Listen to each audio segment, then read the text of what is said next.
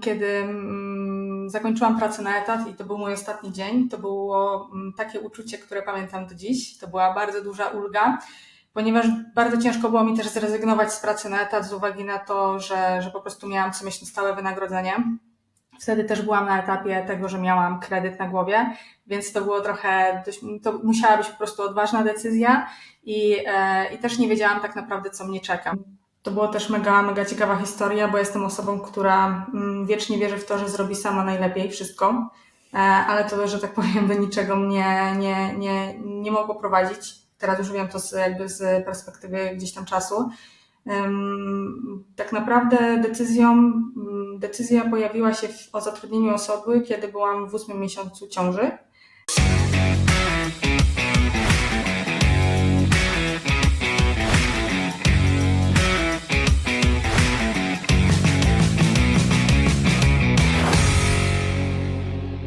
Witam serdecznie w kolejnym odcinku podcastu Druga Strona Sukcesu. Moim dzisiejszym gościem jest Agnieszka Konkol, która aktualnie prowadzi agencję Hostess.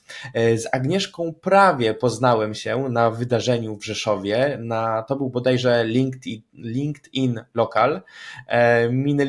Mieliśmy się wtedy. Na szczęście udało mi się Agnieszkę dodać na LinkedInie i ostatnio Agnieszka do mnie się odezwała. Mieliśmy krótką rozmowę o dotacjach i od słowa do słowa Agnieszka wylądowała w moim podcaście i jest dzisiejszym moim gościem. Agnieszko, czy powiesz mi, czym się zajmowałaś i czym się zajmujesz teraz? Cześć wszystkim, cześć Kamil. Więc tak, że tak powiem, w wieku 16 lat zaczęłam pracę jako hostessa. Tak zaczęła się że tak powiem, mój początek jakby kariery zawodowej. Przez jakiś czas łączyłam tą pracę ze studiami. Później postanowiłam poszukać pracy na etat. Pracowałam jako przedstawiciel handlowy przez 4 lata i w zasadzie po 4 latach postanowiłam założyć własną działalność i tak już od 6 lat właśnie prowadzę agencję Hostess ogólnopolską. A powiedz, co było tym takim decydującym czynnikiem? Jaka myśl sprawiła, że rzucasz etat i idziesz na swoje? W zasadzie wydaje mi się, że chciałam mieć większą decyzyjność i móc w większym stopniu decydować o tym, co robię i w którym kierunku chcę iść. Czy zebrane doświadczenie wcześniej, właśnie chociażby praca jako hostessa i ten przedstawiciel, czy to zadecydowało troszeczkę o tym twoim pomyśle, jaki rozpoczniesz? Tak, to mi bardzo pomogło, bo szczerze nie wyobrażam sobie budować firmy nie mając żadnego doświadczenia w danej branży. Naprawdę te 10 lat pracy jako hostessa pomogło mi zrozumieć w jaki sposób działa ta branża. Praca przedstawiciela handlowego również pomogła mi w zdobyciu doświadczenia w sprzedaży, co było bardzo pomocne również na początku prowadzenia działalności, więc jak najbardziej tak.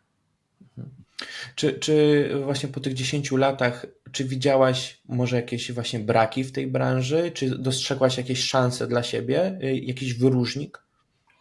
Myślę, że ogólnie zawsze miałam marzenie, żeby otworzyć własną firmę i w zasadzie stwierdziłam, że po prostu będę budować tą firmę na bazie swojego doświadczenia. I czy widziałam jakieś braki? Niekoniecznie, ale po prostu wierzyłam też w to, że mogę to robić też w sposób może trochę lepszy, może bardziej dokładny. I myślę, że to zadecydowało o tym, że po prostu idę w tym kierunku. A powiedz, co czułaś, jak się czułaś, kiedy przyszedł ten dzień, kiedy już nie jesteś na etacie, tylko, nie wiem, albo postanawiasz otworzyć swoją firmę, albo już może otworzyłaś tą działalność jakoś szybko? Tak, muszę przyznać, że kiedy zakończyłam pracę na etat i to był mój ostatni dzień, to było takie uczucie, które pamiętam do dziś. To była bardzo duża ulga, ponieważ bardzo ciężko było mi też zrezygnować z pracy na etat z uwagi na to, że po prostu miałam co miesiąc stałe wynagrodzenie. Wtedy też byłam na etapie tego, że miałam kredyt na głowie, więc to było to musiała być po prostu odważna decyzja i też nie wiedziałam tak naprawdę, co mnie czeka. Również w momencie, kiedy zakończyłam tą pracę na etat, czekałam również na uruchomienie dotacji właśnie unijnej i to nie było tak na pstryknięcie palca, że po prostu te dotacje unijne były już, tylko musiałam czekać na uruchomienie programu pół roku. I jak podeszłaś do tego strategicznie? Czy miałaś zbudowaną jakąś poduszkę finansową, żeby na ten czas ciężki i na przykład na ile ta poduszka miała ci starczyć? Tak. Tu było, że tak powiem, zabezpieczenie. Odłożyłam trochę pieniędzy po prostu z etatu. No i w ten czas, bo to trwało dokładnie rok, gdzie po prostu nie miałam żadnych przychodów, przez ten rok gdzieś tam korzystałam właśnie z tej poduszki finansowej. A rok, tak? Czyli powiedzmy dotacja pół roku i rok też rozkręcania, czyli po około pół roku rozkręcania biznesu udało ci się uzyskać pierwsze przychody, czy to było troszeczkę wcześniej?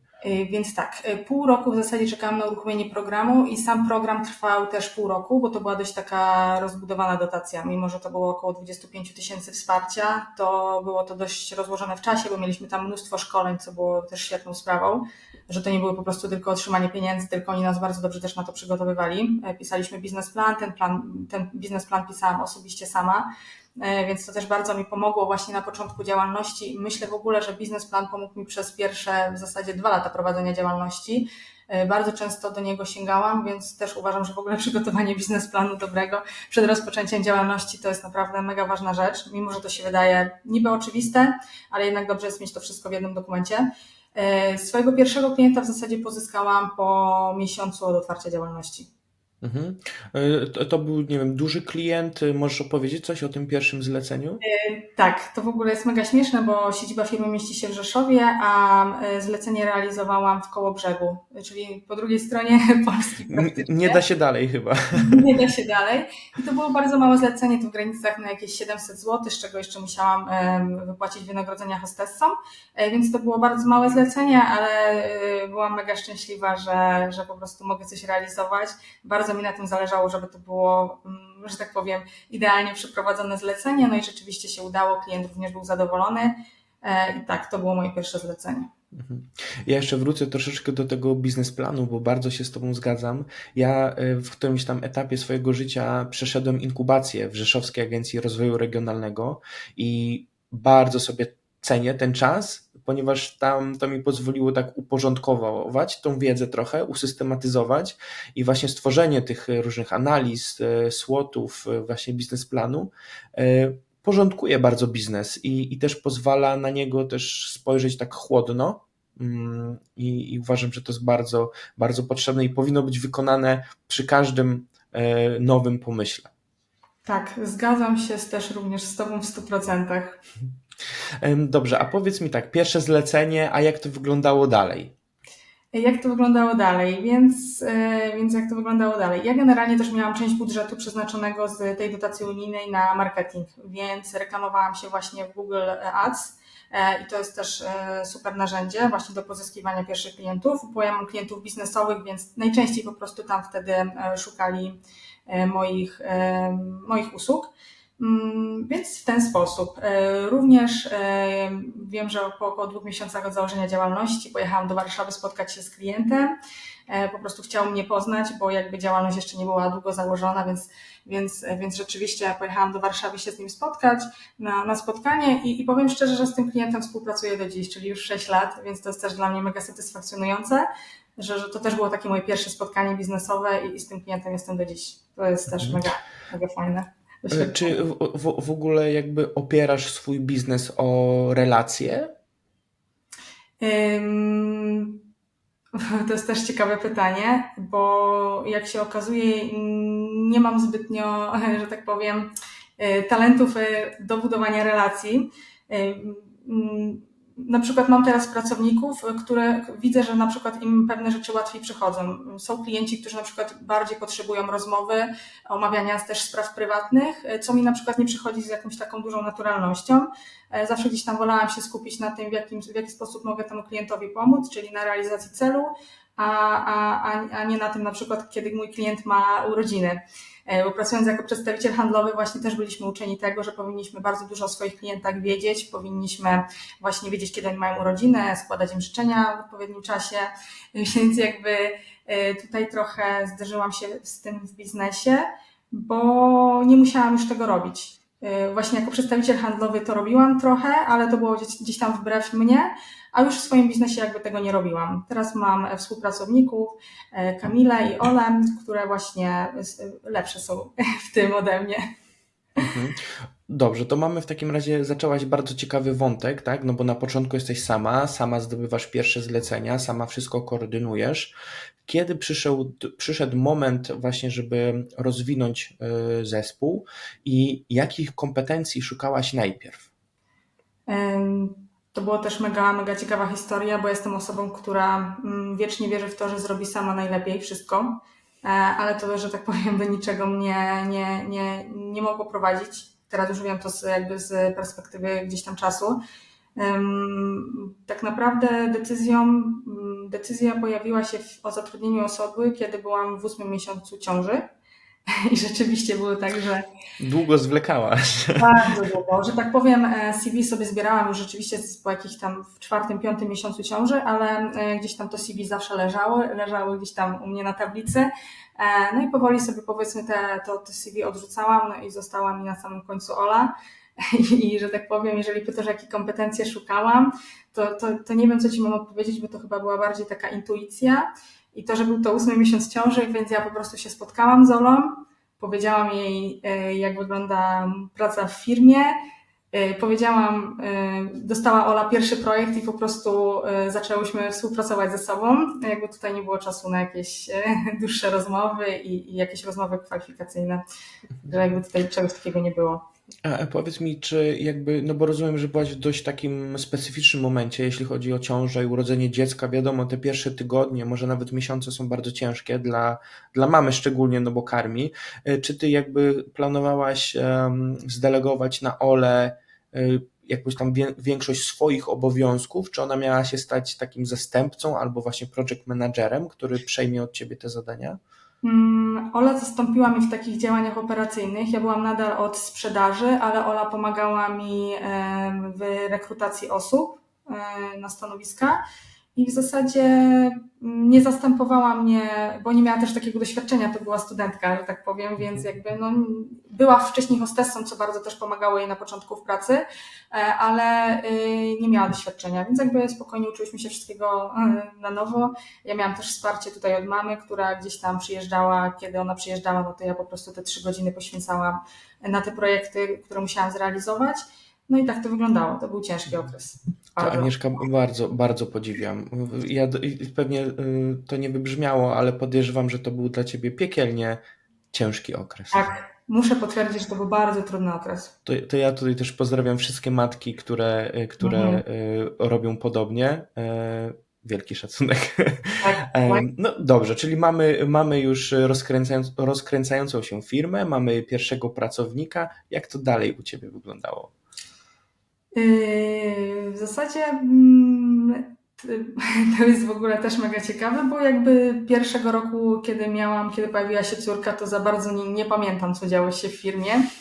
A co jest mega ciekawe, firma wtedy też wykazywała wzrosty, więc szczerze nie wiem, jak to się wydarzyło. Myślę, że to też w dużej części zasługa Oli, która bardzo szybko też potrafiła się uczyć i właśnie jakoś wspólnie potrafiłyśmy realizować te projekty.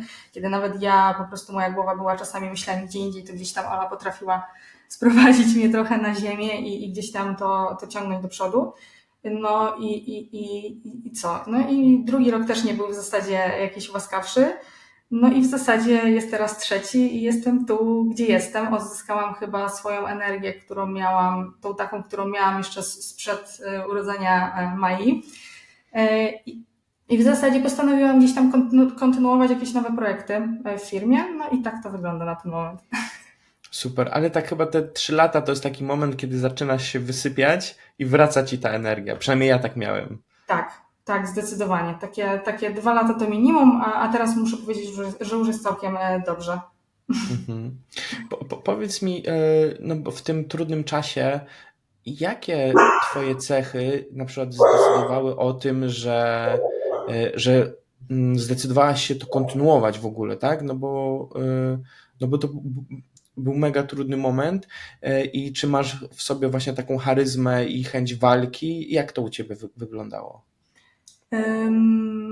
To znaczy, jestem chyba osobą, dla której jakby porażki nie są czymś, co mnie demotywuje, tylko bardziej jakby nakręca do tego, żeby zrobić coś lepiej i jakby iść do przodu.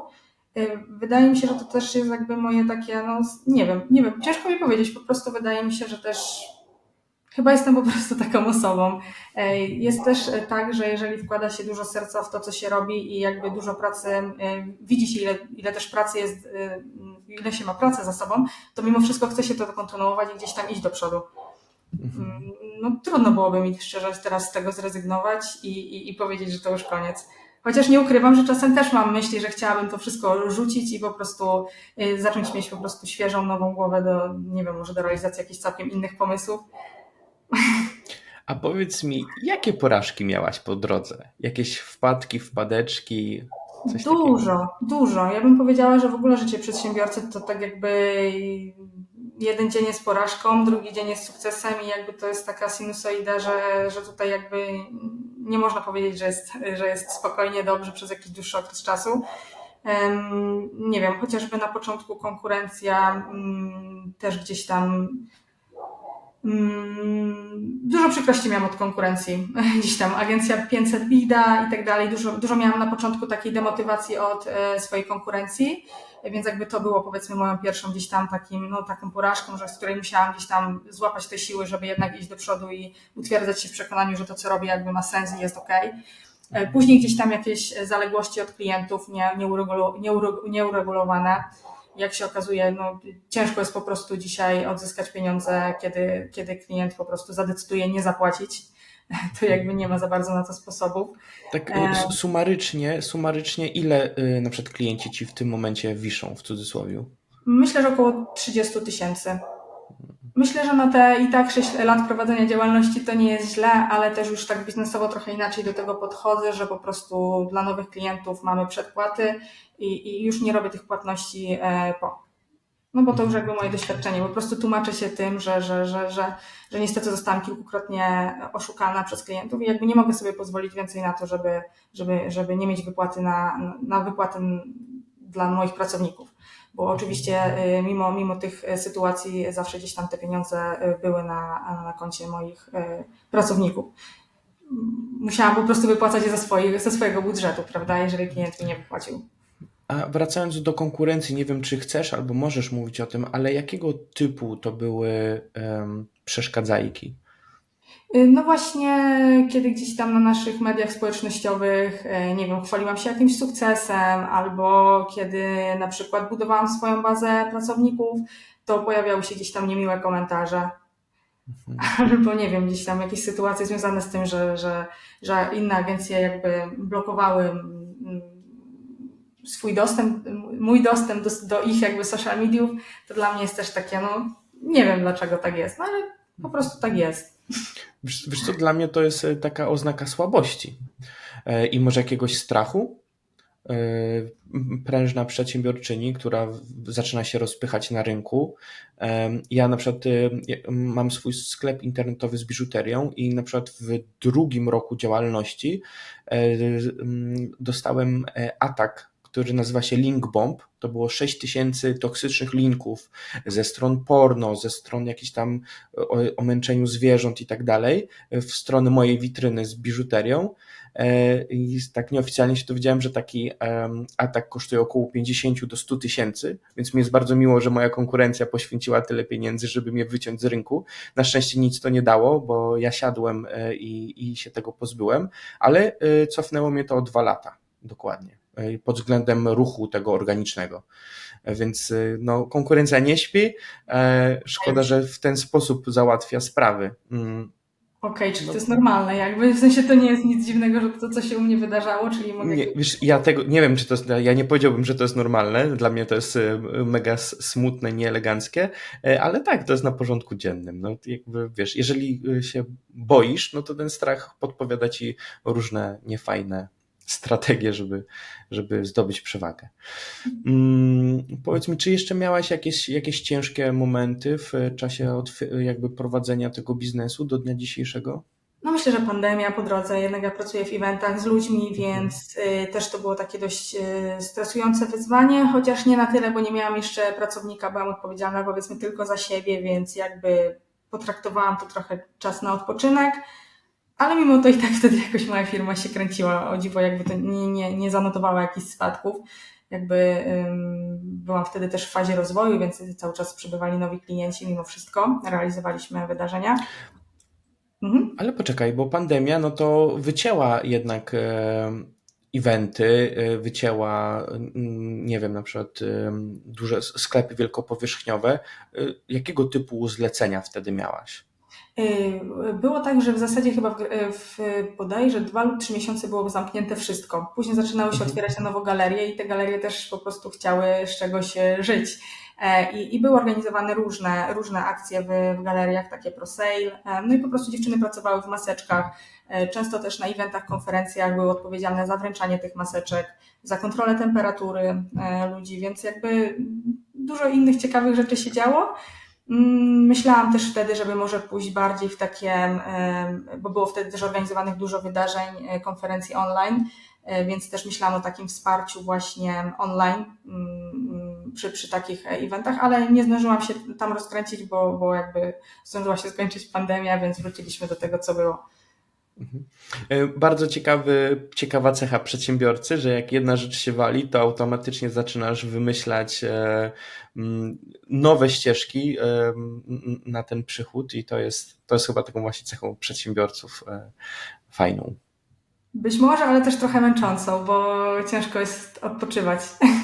Bo człowiek Mhm. ma cały czas dużo nowych pomysłów, nawet jak coś się, tak jak mówisz, coś się wydarza złego, to zaraz człowiek zaczyna myśleć o tym, jak to naprawić i to wszystko trwa, nie? Czasu. To mi się wydaje, że dużo, przynajmniej ja wchodząc w biznes, właśnie nie sądziłem, że to będzie tak wyglądać, no bo jak jesteś na etacie, no to pracujesz 8 godzin i wychodzisz i w zasadzie zostawiasz wszystko za sobą, a przedsiębiorca pracuje no, cały czas, w cudzysłowie. Oczywiście, jeśli sobie nie zrobi tego work-life balance. Więc Dokładnie. to też trzeba mieć świadomość tego. A powiedz, jakie masz teraz plany na przyszłość? Czy widzisz jakieś nowe szanse na rozwój w twojej branży? Myślę, że tak. Bardziej chciałabym teraz dzięki, że tak powiem, nowym technologiom zarządzać tą firmą, nie być już tak bardzo w działaniach operacyjnych, chociaż już nie jestem, bo mam pracowników, ale wiem też, co na przykład po 3 latach prowadzenia działalności zaczęło mnie nużyć i nie chciałabym też, żeby moich pracowników zaczęło to nużyć, więc chciałabym po prostu pewne rzeczy usprawnić w swojej firmie, no żebyśmy mogli też przez cały czas się gdzieś tam rozwijać, no i żeby ci pracownicy też mogli bardziej zarządzać już z pozycji administratora tą firmą, a nie po prostu być gdzieś tam mocno w tych rekrutacjach, gdzieś tam w umowach i w rozliczeniach, więc taki jest plan na przyszłość. Mhm. Myślisz o automatyzacji za pomocą AI? Taki jest plan, chociaż ostatnie doświadczenia też gdzieś tam trudne, związane z automatyzacją, troszeczkę mnie zdemotywowały, ale kiedy powiedziałam, że odpuszczam i jakby daję sobie przestrzeń na wszystko, no to pojawiły się nowe możliwości. Mhm. A powiedz, w jakich przestrzeniach jest opcja wykorzystywać AI w twojej branży? Inaczej, do czego używasz AI dzisiaj? Do czego używam AI dzisiaj? Ja w ogóle dużo rozmawiam na przykład z czatem o swoim biznesie, co jest na przykład mega ciekawe, że dzisiaj na przykład już nie pytam się, nie wiem, znajomych, co uważają na dany temat, bo wydaje mi się, że czat ma jakby największą wiedzę na ten temat i powiem szczerze, że dzisiaj no, radzę się czata w dużej mierze na przykład. Mhm. Taki sparring partner twój. Taki mój trochę sparring partner. Myślę, że też że po układaniu procesów w firmie też dzisiaj to AI jest w stanie mi pomóc. Myślę, że kiedyś pomoże mi w tym, w dopasowaniu odpowiednich osób do konkretnych zleceń. Liczę na to, że też mi kiedyś w tym pomoże. I myślę, że też będę nad tym pracować. Super, super, super pomysł. A czy ty się reklamujesz teraz właśnie w social mediach, jakimiś postami, czymś takim? Znalazłam dzisiaj takie narzędzie jak LinkedIn, że tak powiem, około może 2 lata temu. Zawsze wierzyłam w to narzędzie, ale jakby nigdy nie dawałam tam wystarczającej energii do działania, bo dużo spędzałam czasu na Instagramie, na Facebooku, jeżeli chodzi właśnie tak biznesowo, ale żadne narzędzie nie przyniosło mi takich efektów biznesowych jak narzędzie LinkedIn, więc jak najbardziej jestem tam teraz mocno aktywna. A możesz powiedzieć, jak to robisz? Jeśli oczywiście chcesz się tym dzielić, no bo gdzieś tam może to być twoja tajemnica, ale może chcesz się tym podzielić. I jak robię co? Jak robisz tego LinkedIna swojego? Jak podchodzisz strategicznie do tego? Jakiego typu posty i tak dalej? Ym, No właśnie, to jest bardzo mega ciekawe, bo byłam raz na pewnej konferencji, gdzie polecano mi Pawła, który jest specjalistą od LinkedIna i jest on takim moim teraz wsparciem bardzo na LinkedInie, bo ja jestem osobą, która jest bardziej techniczna i jakby zawsze było mi ciężko tworzyć jakieś takie posty merytoryczne, które by dobrze wybrzmiewały i żeby oddawały to, co chcę przekazać i żeby ludzie też potrafili to dobrze zrozumieć.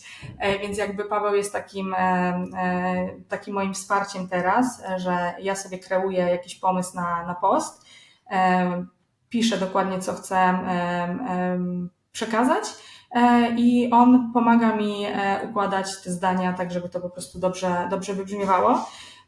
Co nie zmienia faktu, że już te posty wychodzą mi coraz lepiej i widzę też, że częste pisanie postów też wpływa na to, że robimy to po prostu coraz lepiej, jeżeli mamy też na przykład feedback do nich taki na bieżąco. Ale skupiasz się bardziej na prezentowaniu swojej osoby, czy może bardziej firmy? Jakie masz podejście do tego? Okej, więc tak, więc trochę jest na mojej historii, trochę jest naszych realizacji i trochę takich moich wyzwań i problemów, z którymi się zmierzam każdego dnia. Czyli jakby pozwalasz też tej swojej społeczności zaangażować się w to, co robisz, w to, jaka jesteś? Myślę, że tak, ale to może nie jest jakoś tak strasznie przemyślane. Mhm. Po prostu jest tak, że dostaję wenę i po prostu piszę i czasami jakby nie myślę, o czym będę pisać za tydzień. Po prostu siadam, mam dzisiaj jakiś problem, nie no, muszę napisać post i wtedy piszę post i jakby, no i po prostu daję go do weryfikacji do Pawła i jakby i wrzucam go. Jesteś zadowolona z tego, jak społeczność LinkedIn reaguje na Twoje problemy? No, Jestem bardzo wiadomo. zadowolona, bo powiem szczerze, że biznesowo bardzo pomaga mi LinkedIn i nawet nie wiem, co mam powiedzieć na temat tego narzędzia, bo jest to dla mnie takie miejsce, w którym ja mogę zebrać bardzo dużo doświadczenia, bardzo dużo opinii różnych osób na dany temat i wydaje mi się, że też pomaga mi budować taką sieć kontaktów, parować się z odpowiednimi osobami, które są gdzieś tam, z którymi na przykład mogę tworzyć coś fajnego. Na przykład tak jak to, że tutaj jestem, prawda? No tak jakby naprawdę to wszystko się wydarzyło dzięki temu, że LinkedIn. Więc naprawdę mega, bardzo, bardzo szanuję to narzędzie. Słuszna uwaga. A powiedz mi, jakby mając już to całe doświadczenie wieloletnie i w prowadzeniu biznesu, i w pracy stacjonarnej, czy miałabyś jakąś radę dla młodych ludzi, dla ludzi, którzy chcą otworzyć swój biznes, ale może się boją? No nie, nieważne, coś ich wstrzymuje. Czy masz jakąś radę, na co zwrócić uwagę, co ich czeka, coś takiego? Ja w ogóle wychodzę z założenia, że nie każdy musi być przedsiębiorcą i jakby nie ma też jakby na siłę co tego robić, jeżeli się po prostu tego nie czuje. Ja w wieku 18 lat powiedziałam, że moim marzeniem jest mieć własną firmę i jakby bardzo mocno też dążyłam do tego i bardzo tego chciałam. Jeżeli naprawdę tego bardzo chcesz, to moim zdaniem no, powinno się to zrobić, bo to będzie gdzieś tam cały czas wracać. No, jeżeli coś chcemy w życiu osiągnąć i coś chcemy zrobić, to i tak, jeżeli tego nie zrobimy, to po prostu będzie wracać do nas cały czas. A jakie widzisz plusy i minusy i zarówno etatu, i prowadzenia własnej firmy? Jak to widzi? Trochę już mówiliśmy o tym, ale jakbyśmy rozwinęli. Właśnie to jest też mega ciekawe, nawet chyba w przyszłym tygodniu będzie post na ten temat. No i na pewno minusem prowadzenia działalności jest to, że na początku pracujesz po 12-14 godzin dziennie. Wakacje mają całkowicie inny wymiar niż sprzed założenia działalności, bo po prostu ciężko się wyłączyć. Mimo że naprawdę staram się pracować nad tym work-life balance, to naprawdę nie za bardzo mi to wychodzi, chociaż wychodzi mi lepiej niż powiedzmy 3 lata temu, ale to jeszcze nie jest, że tak powiem. I to już prawda minęło 6 lat. Jest też to, że jest się odpowiedzialnym za wszystko. Trzeba wskazywać kierunek, nawet jeśli się ma pracowników, no to trzeba cały czas gdzieś tam myśleć strategicznie, cały czas myśleć do przodu. Czasami jest to też po prostu męczące, że gdzieś tam człowiek nie siądzie i jakby nie ma tego spokojnej głowy, tylko cały czas musi dbać o to, co się będzie wydarzać w przyszłości w firmie. Też jest ta odpowiedzialność za pracowników, co dla mnie na przykład też jest stresujące. Nie wiem, jak ludzie do tego podchodzą. Dla mnie to jest też stresujące, bo czuję po prostu odpowiedzialność za nich.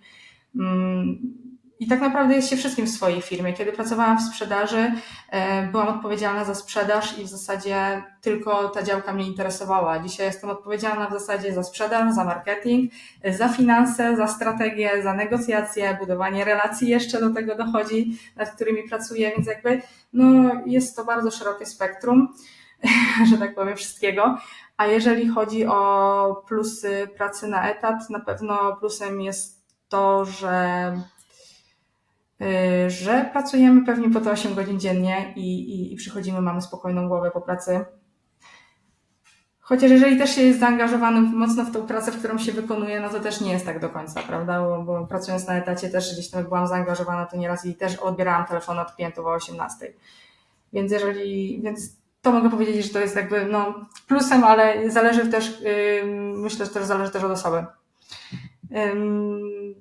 Nie wiem, myślę, że plusem bycia w firmie na etat jest to, że można się też wielu rzeczy nauczyć od osób, które są gdzieś tam wyżej od nas.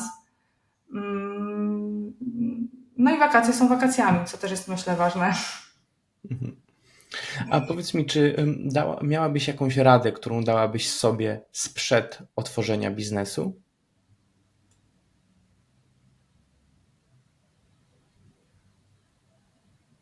Radę sobie sprzed otworzenia biznesu? Pierwsza myśl, która wpada ci do głowy. Żadna. Pustka.